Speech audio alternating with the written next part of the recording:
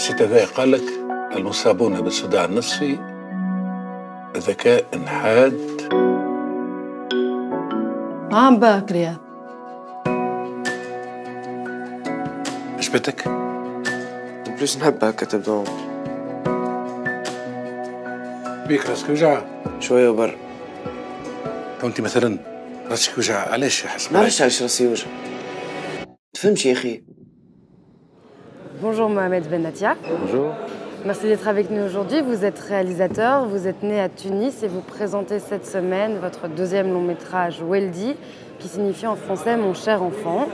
L'histoire que vous nous racontez est celle de Riyad, Nazli et Sami. Le fils Sami souffre de migraines très douloureuses et petit à petit elles vont s'apaiser. Mais alors que la situation semble s'améliorer, Sami disparaît et on apprend qu'il est parti rejoindre Daesh en Syrie. Ce que je voulais savoir tout d'abord, c'est quelle est la source de cette histoire et comment vous en êtes arrivé à vouloir raconter cette histoire-là. J'ai tendance à dire que ce n'est pas un film sur Daesh, même si le déclic, c'était un père qui parlait de ça. C'est-à-dire j'ai entendu à la radio un témoignage de ce père qui était complètement perdu, mais sans aucune...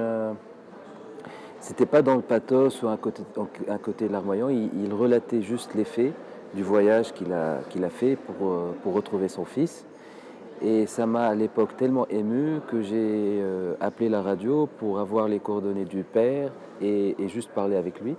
Et à l'époque, je n'avais pas l'intention d'en tirer un film, mais ça m'est resté. Et petit à petit, ça s'est transformé en une autre histoire qui se rapproche forcément de cette anecdote, mais qui au final prend une autre tournure.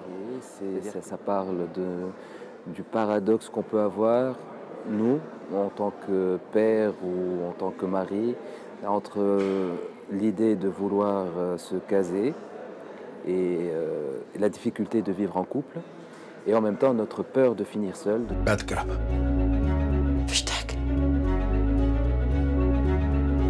شنو تو؟ تحبني كانت في ايديا؟ سامي باش نروح بيه.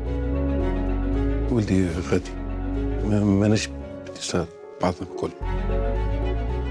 Vous aurez aussi pu essayer de comprendre les raisons qui ont poussé Sami à partir pour la Syrie. Vous ne l'avez pas fait, pourquoi? Ça vous a manqué? Non. Non, mais je me suis dit, généralement, c'est ce qu'on tente de comprendre. C'est vrai, parce qu'il y a eu des films où on présentait les raisons. Je ne peux pas juger les autres, mais pour moi, en tout cas, déjà, je ne peux pas avoir la prétention de donner des clés. Et surtout, ces raisons ne sont pas uniques, c'est-à-dire que ça change d'un profil à un autre. Et au fil des départs, on a vu que ça pouvait s'agir de médecins, ça pouvait s'agir de Belges, d'Allemands, pas forcément de musulmans, mais des gens qui se convertissent à l'islam juste avant de partir. Donc je crois que c'est plus la question d'un mal-être, d'un malaise, que ça soit un truc, une frustration, une misère affective qui pousse à un moment donné ces jeunes, ou moins jeunes d'ailleurs, parce qu'il n'y a pas que des jeunes qui partent, à tout quitter pour aspirer à quelque chose de nouveau. Je voulais surtout poser des questions et dire que rien n'est facile. C'est-à-dire que moi-même, je comprends tout à fait les gens qui peuvent être effrayés par le retour de ces jeunes. Donc c'est plus que légitime. Nous, on a eu à débattre de cette question longtemps et on continue encore parce que d'un côté, on veut protéger notre pays contre ces jeunes qui peuvent refaire la même chose ou qui sont fragiles. Mais d'un autre côté, il y a des parents. Qu'est-ce qu'on en fait? Donc je voulais juste poser des questions et rappeler que les choses sont beaucoup plus complexes que voilà, on va être solidaire de la société et condamner les jeunes et que surtout ils ne retournent pas. Et en Tunisie, il y a eu beaucoup de jeunes qui sont partis Beaucoup trop. Oui, malheureusement oui, puisqu'on a fini par avoir le record du pays, toute proportion gardée, du pays qui exporte le plus de djihadistes. Est-ce qu'à travers votre film, du coup, vous vouliez aussi faire une sorte de critique de cette situation ou... Non. Franchement, j'ai pas cette idée-là de faire une critique par rapport à une société donnée.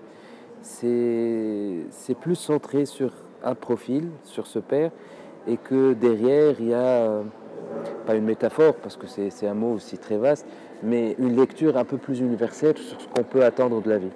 Merci beaucoup, Mohamed Benatia, et bonne chance pour vendredi. Pour vendredi. Merci. انت هون مشان ابنك؟ بدي كل شيء في حياتي.